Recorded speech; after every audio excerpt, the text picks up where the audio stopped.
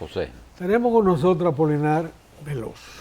Apolinar es un destacado economista dominicano que llegó en su carrera a ser subsecretario de Estado alguna vez, gerente del Banco Central en una crisis muy importante. Desmontó la locura que había desarrollado la presidencia del Banco Central y hoy es funcionario del Fondo Monetario Internacional, con asignaciones en cuántos países en estos años. Antes de seguir adelante, gobernación y vicegobernación del Banco Central se menciona mucho. ¿Qué es un gerente del Banco Central? Eso lo puede explicar Apolinar, que lo ha ejercido y, Apolinar, ¿qué sabe es lo duro un que gerente? Es. Porque yo recuerdo que creo que Diógenes fue gerente un tiempo antes de ser gobernador. Él pasó de la gerencia a gobernador. Sí. Buenos días. Buenos días, Apolinar. Gracias por estar aquí. Y gracias por la invitación, José y Julito. Mira, el gerente del Banco Central tiene a su cargo la parte técnica del banco y la parte administrativa. En algunas ocasiones esas funciones se dividieron y había un gerente técnico y un gerente administrativo, pero generalmente tú tienes la parte técnica del banco, es decir, lo que se ocupa de la política monetaria, la política cambiaria y también análisis de la consistencia entre la política monetaria y la política fiscal. Fundamentalmente ver cómo puede el Banco Central ajustar las variables monetarias a lo que es la política fiscal. Oye, ¿es técnico administrativo o solo administrativo? No sé cómo está ahora, pero puede ser que haya un administrativo, puede ser que haya técnico.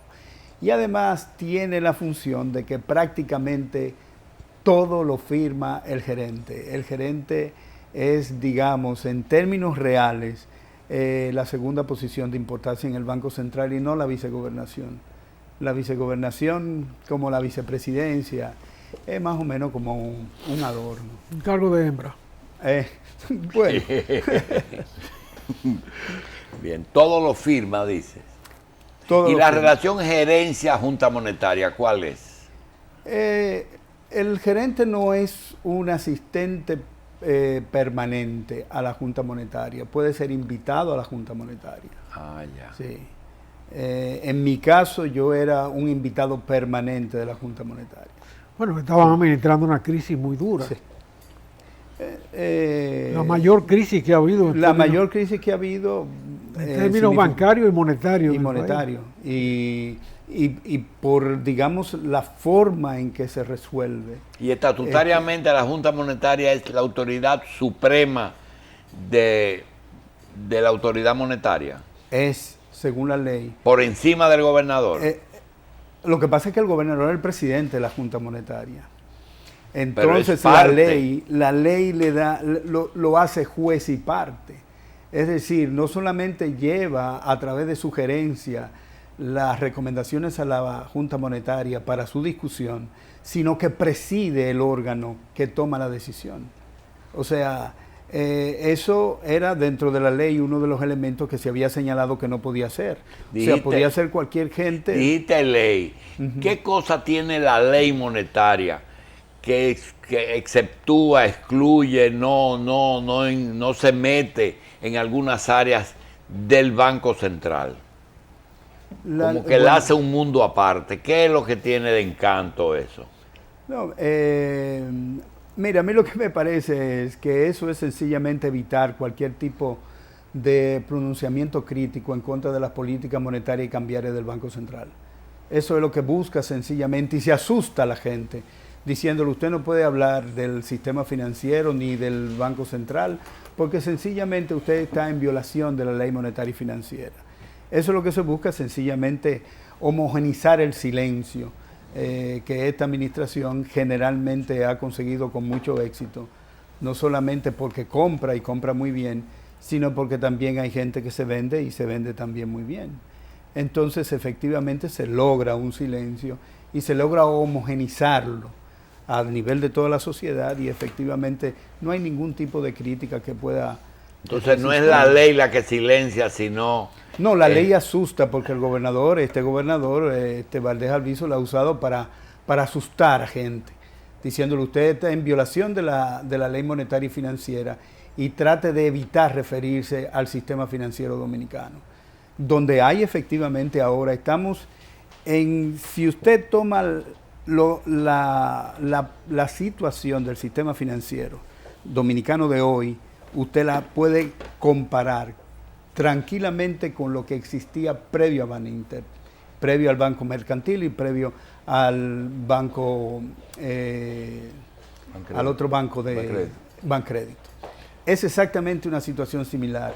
La regulación del Banco Central es débil, sigue siendo, es débil como lo era en la administración de Valdés Albizu previo a la crisis, y también lo que es la supervisión que es a cargo de la superintendencia de banco. La superintendencia de banco, el Banco Central la ha subsumido y ni siquiera ya rinde las funciones que efectivamente debe rendir como un órgano independiente de la autoridad monetaria. O sea, ahora mismo tenemos esa es una debilidad institucional fuerte en el sistema financiero dominicano. Pero desde el manejo de ustedes, del equipo humano que cauterizó la crisis financiera, desde ese momento hasta hoy ha habido una cantidad de normativas trascendentes que evitan que la banca tenga la situación previa a esa situación, a ese momento. ¿O esas normativas no se están cumpliendo? Las normativas han sido fundamentalmente no para regular el sector, sino para acomodar la legislación a la forma en que operaba el sector. Es diferente. En el momento en que se administra la crisis, se crean una serie de reglamentos en el Banco Central que justamente miran a los problemas que habían existido en la banca dominicana, y sencillamente se le trató de poner un freno, se le trató de hacerla competitiva, se la trató de regular. Pero en este momento, a pesar de la existencia de todos esos reglamentos, el Banco Central no regula porque sencillamente permite que la banca comercial haga y deshaga a su gusto y placer. O sea, no hay efectivamente ningún tipo de competencias entre los bancos. Por ejemplo,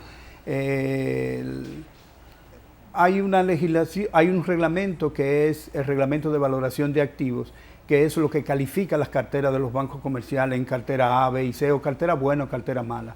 Y a partir de ahí los bancos comerciales tienen provisiones por cartera que es buena o por cartera que es mala, o sea, aquellos préstamos que no pagan, aquellos préstamos que pagan mejor, aquellos préstamos que no pagan. Sin embargo, se ha hecho modificaciones de ese reglamento para que efectivamente los bancos comerciales no hagan, digamos, el tipo de provisión que necesitan. Por ejemplo, si usted presta y tiene como colateral una casa, en lugar de usted provisionar inmediatamente porque el que tomó el crédito no paga, lo que ha hecho la superintendencia y el Banco Central es sencillamente, no, yo te voy a reconocer que tú tengas esa casa en tus activos y te voy a dar 2 años para que tú lo puedas realizar. En ese tiempo tú no pagas ningún tipo de provisión. De tal manera que lo que... La provisión no se paga. O sea, que no se constituye la provisión. En el caso de que efectivamente haya algún tipo de retiro en la banca y el banco necesite liquidez para devolver. Entonces, en ese sentido, yo creo que ha habido un debilitamiento de lo que son los reglamentos. Porque la crisis anterior, la que tú trataste o lograste en gran medida cauterizar, o ustedes, se incubó porque la banca fundamentalmente se endeudó en moneda extranjera durante mucho tiempo y sin control, estimulada del propio Banco Central, claro, en virtud de que los conflictos políticos impedían que se aprobaran préstamos. Ahora tenemos una ligereza en la concertación de préstamos y una estabilidad en el valor de la moneda. ¿Cómo se conjugan esos dos elementos en la macro, que no están del vulgo? Bueno, Estabilidad, o sea, un mercado que es intervenido, como es el caso del mercado cambiario dominicano, no se puede hablar de estabilidad. Lo que se puede hablar es de que se persigue, desde el punto de vista de la política cambiaria, mantener fijo el tipo de cambio. De tal manera que no se puede hablar de estabilidad. Lo que es estable es lo que es efectivamente libre, lo que puede variar en cualquier momento. Pero los presupuestos se están elaborando con índice de inflación previsto, se están elaborando con una paridad monetaria deslizante, y ahí no se ha llegado, ni siquiera a donde la presunción permitía pensar que estuviera la moneda, hoy no se ha llegado. Entonces no se está violando nada si se dejara deslizar hasta ese valor la moneda. Lo que ocurre es que... Además hay una reserva de 5.000 millones de dólares. Bueno, esa reserva de 5.000 millones de dólares habría que detallarla. Detalle que el Banco Central, cuando usted va a su página web, no tiene ningún detalle. Sencillamente se dice que las reservas internacionales netas del Banco Central son 5.400 millones de dólares. Sin embargo, eso no tiene ningún sentido cuando uno mira cuál es el deslizamiento y la presión que existe por dólares en la actualidad. Si yo tengo tantos dólares en el Banco Central, prácticamente 2 veces y media lo que históricamente ha tenido el Banco Central como reservas, entonces ¿cómo es posible de que haya una presión por dólares? Pero las reservas tienen que ser mayores frente a un endeudamiento más grande y a vencimientos inminentes. Lo que ocurre es que ahora, a partir de la ley monetaria y financiera, el gobierno es responsable del pago de su deuda pública externa, ¿no? Entonces, esas reservas que están ahí, que ha constituido el Banco Central, son reservas sencillamente para la intervención del mercado cambiario y mantener el tipo de cambio en el nivel que el gobernador entiende que debe estar, no de acuerdo a las condiciones de la economía, como por ejemplo el déficit de la cuenta corriente. El déficit de la cuenta corriente se ha reducido sencillamente porque se ha reducido el precio del petróleo. Tan sencillamente como eso. No ha sido resultado de una política del gobierno. Bien. Sí, pero el alza del precio del petróleo fue una contingencia muy dura para este país, muy dura, que acumuló deuda externa brutal. Brutal. Y sin embargo, en ese momento, la cantidad de reservas que tenía el Banco Central era aproximadamente de 1.600 y 1.700 millones de dólares, y la economía, digamos, tuvo un desempeño que estuvo de acuerdo en ese momento a lo que eran las condiciones de la economía. La preservación de la paridad no favorece al salario. Lo que ocurre es que esa es una falacia del Banco Central. El Banco Central tiene estudios que establecen que el deslizamiento de la moneda tiene efectos muy pequeños sobre la inflación, de 0.03%. Y eso ha sido estudios que ha hecho el propio Banco Central y están ahí. De tal manera que una devaluación de 4, 5, 6% no va a tener un impacto sobre precios tan grande como el gobernador dice que tiene. Justamente para... Entonces, ¿por qué le teme? Le teme porque su tótem contemplativo, como un economista ha dicho, es el tipo de cambio mantenerlo en el nivel que quiere, en el nivel que él entiende que debe estar. Bien. Como parte de su filosofía de vida en el Banco Central. Bien. Polina, yo que te agradezco muchísimo, no solamente tu presencia, sino tu posición. Quiero pedirte 5 minutos para que tú nos des tu opinión sobre algunas cosas que has mencionado un poquito rápido y que yo creo que es importante que el país escuche. Hablaste de la ley y hablaste del miedo. El licenciado Héctor Valdés Albizu ha desempeñado un cargo durante muchos años y yo soy de los que digo que el éxito no se discute. Sin embargo, hay algunos sectores, entre los que puedes estar, sectores que compartieron contigo los meses que tuviste de la administración de Malcún, que pensaban que la tasa de cambio debía deslizarse un poquito. Naturalmente se les fue la lisa, como dice el merengue, y se disparó una cosa que ustedes lo querían al 25, se metió al 50. La pregunta es que como tú has humanizado la figura del gobernador, que muchos la teníamos colocada cerca de Dios, a la derecha de Dios, y que no se podía mencionar. Tú has dicho que quizás el éxito no es tanto como se puede pensar. Yo quiero preguntarte, ¿hay dólares o no hay dólares suficientes? Mira, la presión que ha sufrido el tipo de cambio, lo que te dice es, o sea, presión al alza del tipo de cambio, lo que te dice es que no hay dólares. O sea, y si hay, sencillamente lo están manejando dos o tres instituciones financieras y los tienen ahí guardados. Por la razón que sean, pueden tener que sea temor, puede ser cualquier evento. Hay escasez. Segundo, ¿qué el viernes negro no tiene nada que ver con eso? No tiene absolutamente nada. ¿Qué posición tienes en el Fondo Monetario? Yo hasta hace poco estaba como asesor técnico en la parte fiscal y ahora tengo una posición de asesor macrofiscal en una de las islas del Caribe. ¿No tienes sede en República Dominicana? No tengo sede en República Dominicana, no puedo serlo porque soy dominicano. ¿Cómo se llega a esa posición? Bueno, yo participé en un concurso. En ese concurso se hacen, se ve el currículum y te hacen varias entrevistas. Y en las entrevistas participan los que hayan hecho la lista corta, es decir, entre 3 y 5 personas, y te eligen. Como yo he visto algunos letreritos en oficinas del Banco Central, sobre todo en el área que está cerca del auditorio, y alguna dice Fondo Monetario Internacional, como una oficinita que hay, ¿no se necesita recomendación de la gobernación para ser miembro de la...? No se necesita. Ahora bien, sí se necesita tener alguna persona que te proteja, porque en alguna ocasión, cuando yo estaba trabajando para África, en el Fondo Monetario Internacional, hubo un ministro que fue a Washington, se entrevistó con el subdirector del Departamento del Hemisferio Occidental y le pidió que cancelara mi contrato. ¿Quién le pidió?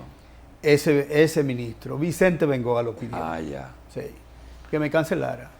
Y hubo otro ministro que intervino y le dijo, bueno, pero ¿cómo fue que él vino aquí?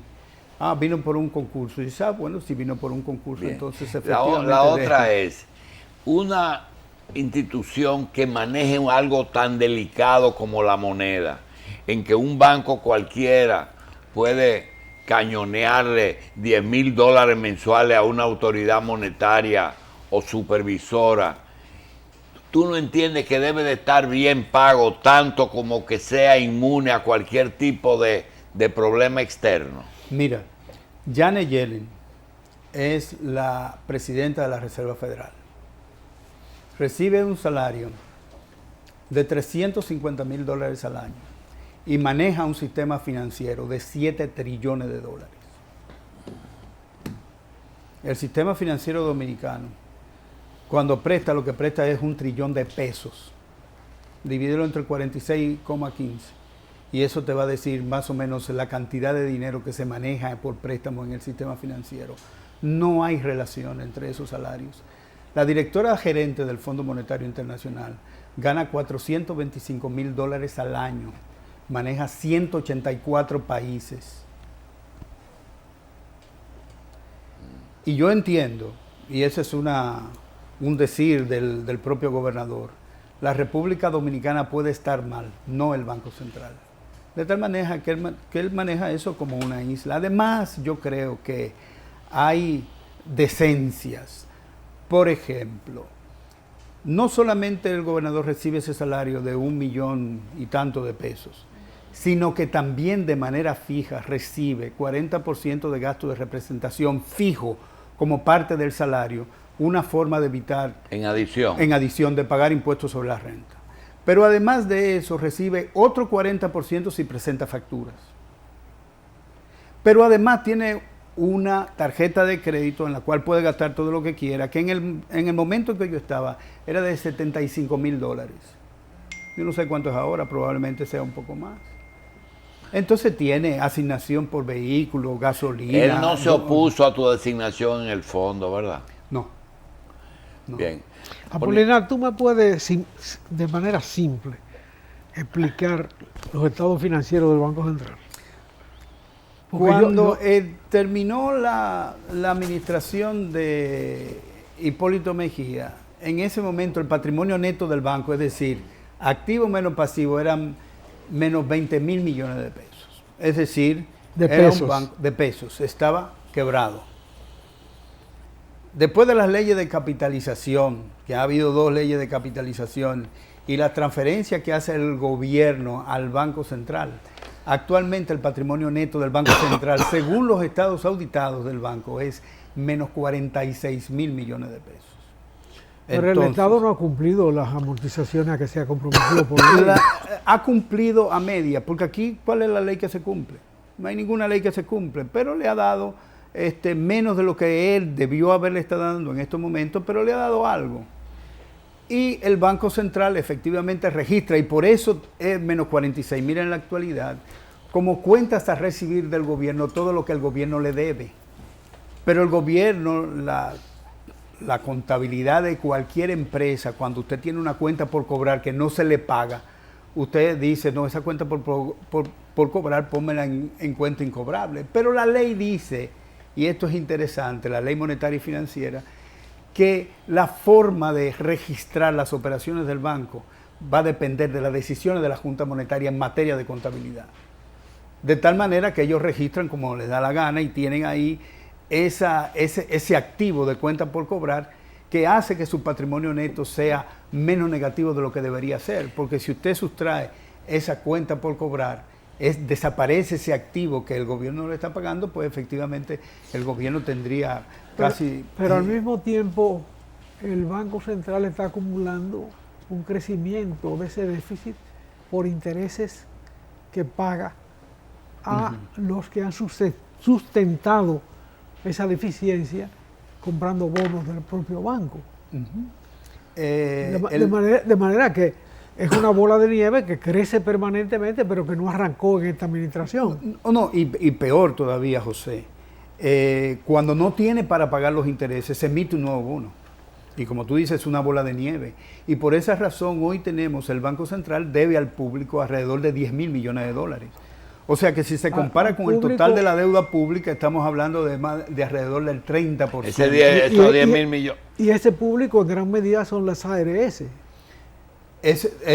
Tienen los fondos de los bancos comerciales y de las ARS, están ahí. Pero ese déficit se produjeron en el gobierno de Hipólito. Bueno, cuando salió, arrancó, había 86 mil millones al final del periodo. Pero hay algo, dime algo. Personalmente, yo recuerdo que había un caballo en Argentina que manejaba la economía, tanto lo fiscal como lo monetario. ¿Tú entiendes que eso debe de manejarlo una sola institución, lo fiscal y lo monetario? No, son 2 instituciones de naturaleza distinta. O sea, la política fiscal es una política que normalmente es promotora del desarrollo.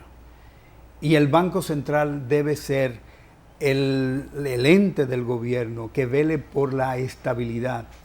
Es decir, una relación consistente entre la política monetaria y la política fiscal. Es decir, que si el gobierno dice que va a gastar 30 mil millones más, entonces el Banco Central debe buscar la manera de que esos 30 mil millones no tengan efectos sobre inflación y no tengan efectos sobre el tipo de cambio que puedan ser perversos para el desarrollo del... Y ese bajón que dio Valdés y Leonel cuando llegaron de casi un 32% de tasa de cambio, de un solo tablazo. Bueno, porque algo que se me olvidó decirte ahorita era que el tipo de cambio no se determina en ningún banco central, se determinan por la gente, oferta y demanda. No, por gente por agente económico. Ya.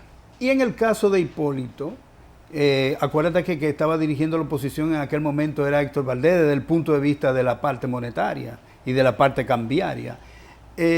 Los bancos comerciales y los agentes de cambio duplicaron la cantidad de demanda de dólares en el país.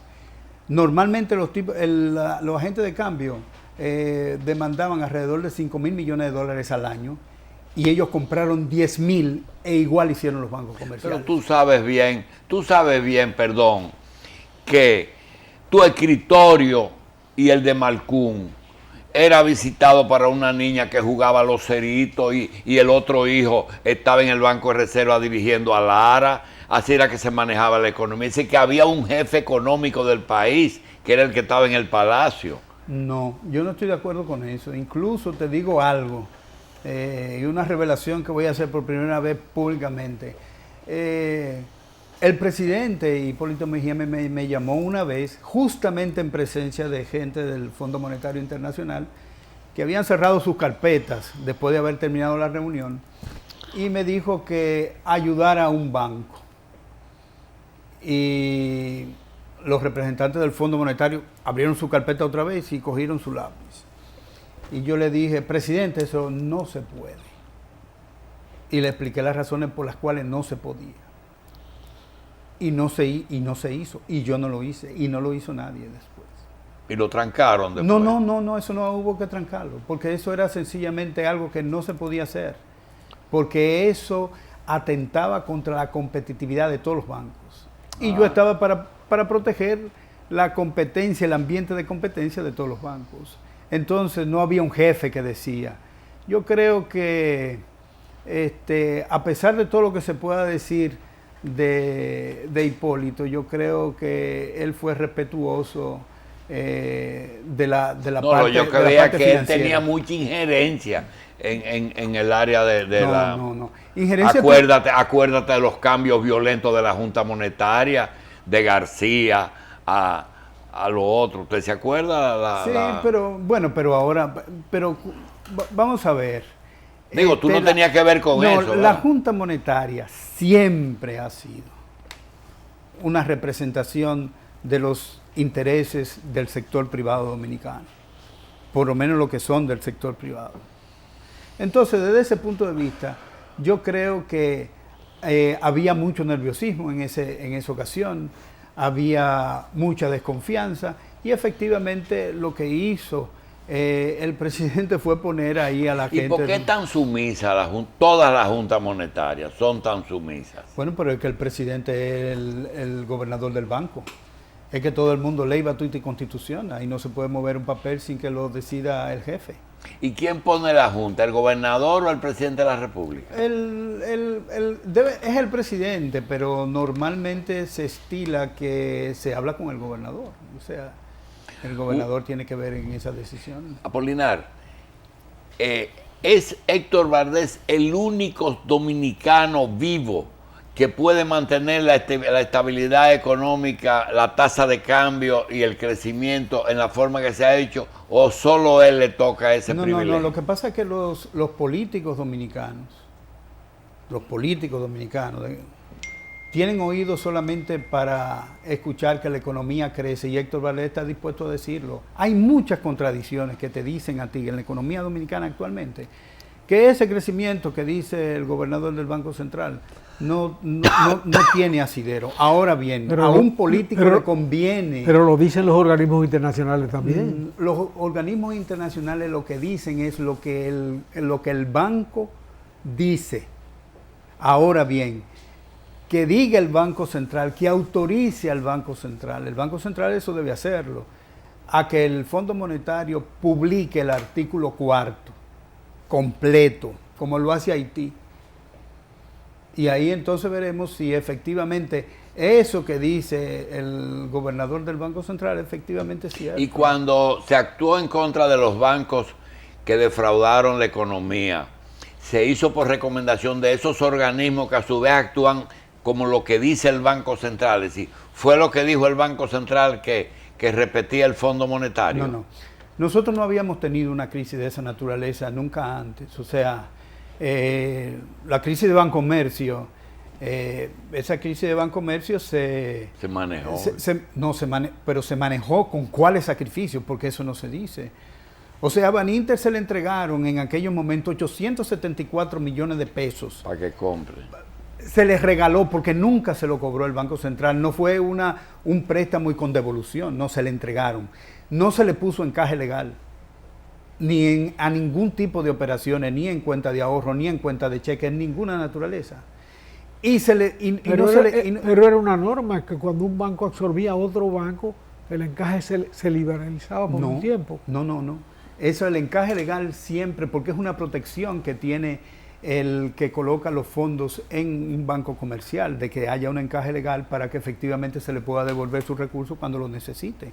Eso no se le quita, eso fue una gracia, y yo digo que una gracia exagerada de parte de quienes manejaron. ¿Y por qué se cae la adquisición del banco del Baninter por el Progreso? Porque el Progreso, que había casi recibido el banco, ya tenía todos sus El Progreso auditos. no tenía carne para absorber ese monstruo que era Baninter, porque una cosa era lo que decían los estados financieros que se publicaron y que hubo firmas auditores que dijeron que sí, que eso estaba bien, y otra cosa era el banco que estaba debajo. Y nunca se pensó en el reserva para adquirir... El banco de reserva no podía meterse en eso tampoco, porque era el segundo banco más grande, el primer banco más grande del país.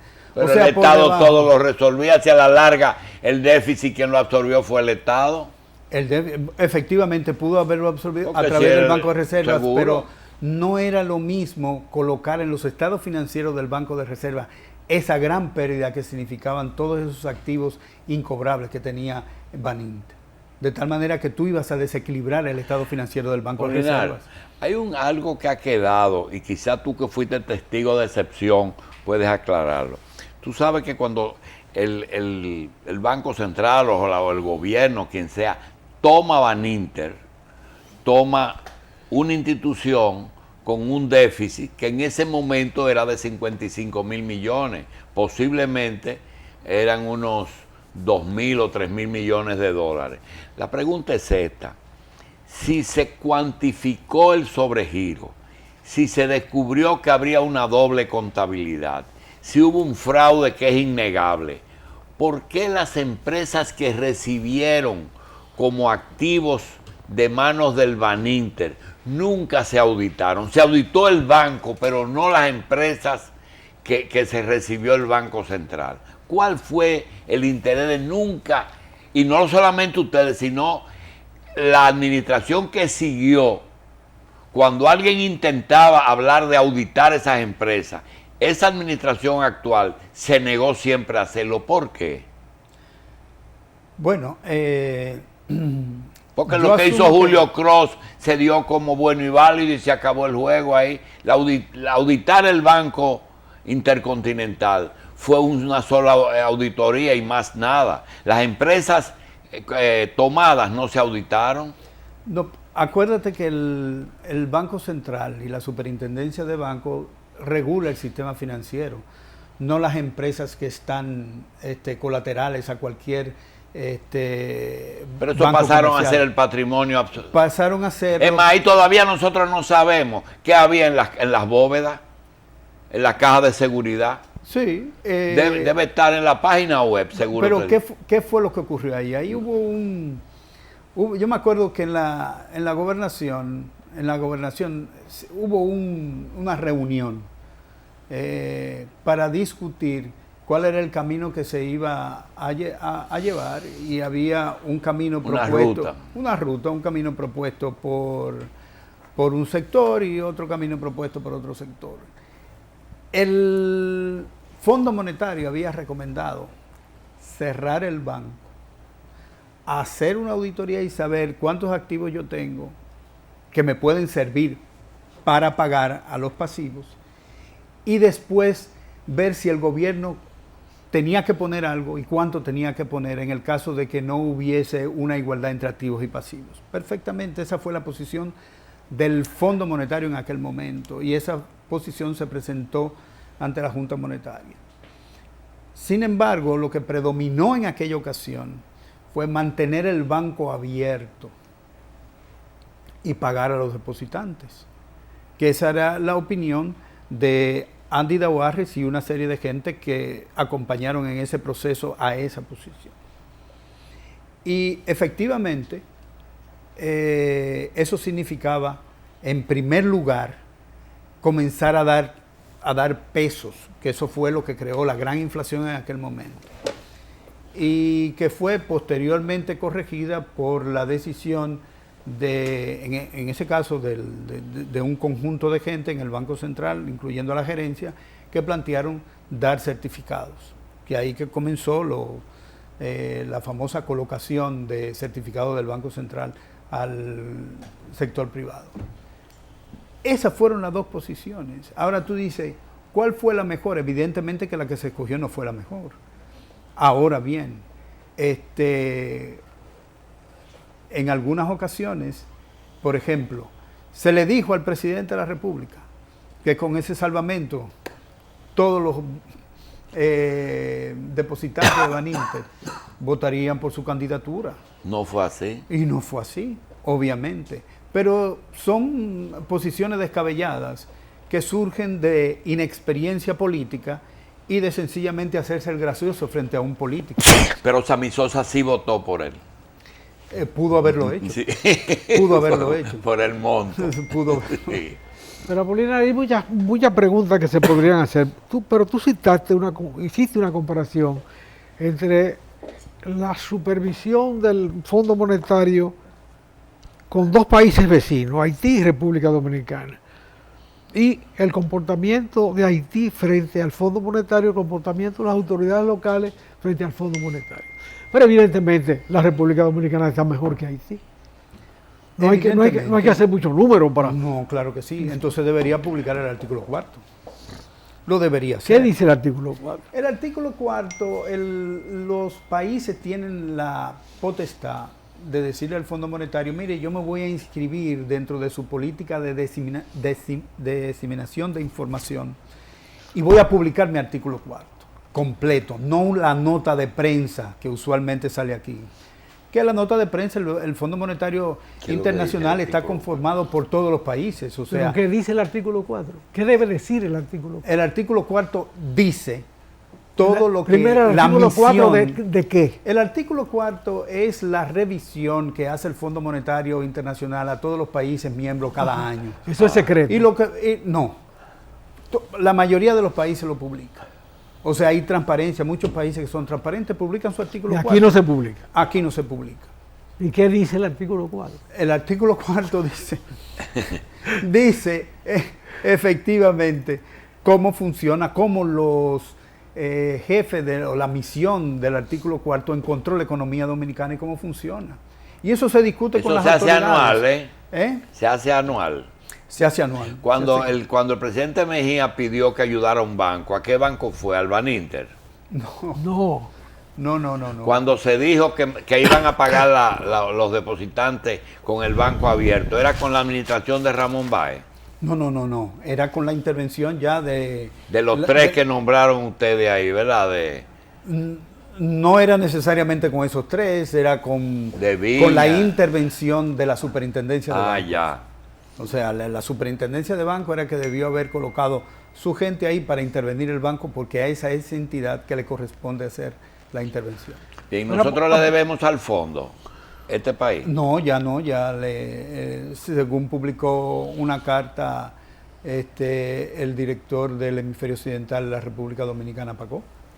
Pero no deberles implica que quizás nos libraremos de su supervisión o como miembros del fondo todavía tenemos. El fondo siempre tiene por la carta de constitución del fondo que venir y visitar a todos los países y a República Dominicana también para ver cómo funciona su economía. Estados Unidos no publica el artículo 4. Claro que sí. Claro que sí. Bueno, pues el Banco Central publica sus estados financieros todos los meses. El dominicano lo publica cada vez que se audita, sí. Publica mensualmente. Y publica uno en la web, sí. Publica mensualmente su estado financiero y anualmente si lo auditan. Sí, lo auditan. O deben auditarlo. Sí, lo auditan, sí. Pero ahí no hay forma de esconder la quiebra. No, ahí no se esconde. Está quebrado, el Banco Central es el banco quebrado. ¿Y por qué sigue existiendo? Se supone que si quiebra a la gente le pierde la confianza.